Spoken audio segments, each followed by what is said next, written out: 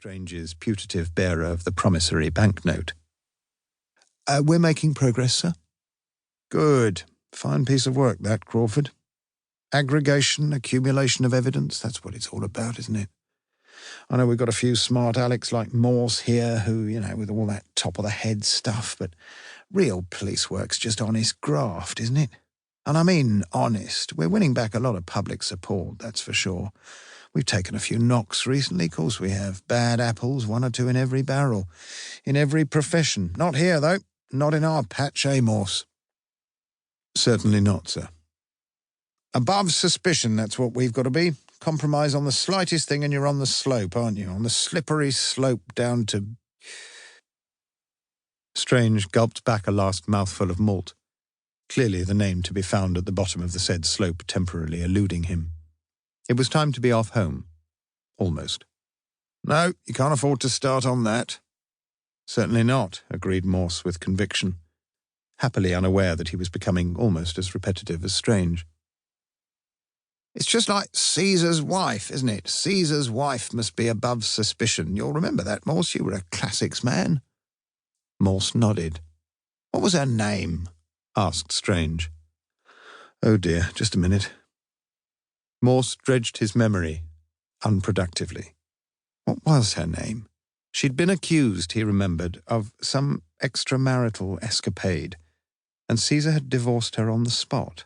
Not because he thought she was necessarily guilty, but because he couldn't afford to have a wife even suspected of double-dealing. Well, that's what Caesar said. Like as not, he was probably just fed up with her, had some woman on the side himself. What was her name? Pomponia, supplied Crawford.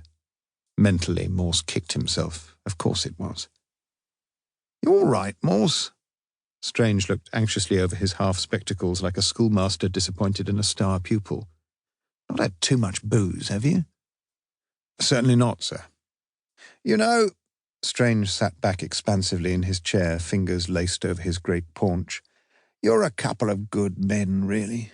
I know you may have cut a few corners here and there, bypassed a few procedures, but we've none of us ever lost sight of what it's really all about, have we? The police force. Integrity, fairness, honesty. Then, after a deep breath, an impressive heptasyllabic finale, incorruptibility. The super had sounded fully sober now, and had spoken with a quiet, impressive dignity. He rose to his feet, and his fellow officers did the same. In the corridor outside, as they walked away from Strange's office, Crawford was clearly agitated. Can I speak to you, Morse? It's very urgent. 2. How did you get your wooden leg? Silas Wegg replied tartly to this personal inquiry. In an accident. Charles Dickens, our mutual friend. Oxford Prison, closed permanently a few years earlier, had recently been reopened as a temporary measure, and with nothing in life quite so permanent as the temporary, the prison officers now temporarily posted there were fairly confidently expecting a permanent sojourn in Oxford. On the evening of Strange's birthday, a wretched man sat wretchedly on his bed in a cell on A Wing.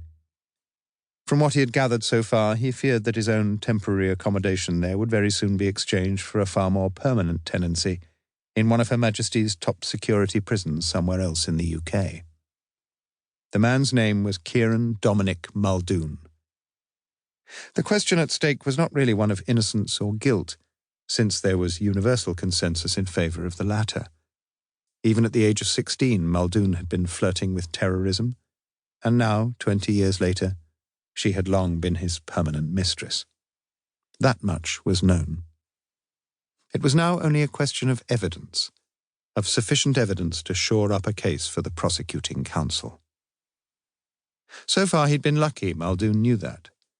Both in Belfast and in Birmingham, when he'd been detained, incriminatory links between people and places and plans had proved too difficult to substantiate, and the authorities had released him. Had been compelled to release him. This time, though, he'd surely been a bit unlucky.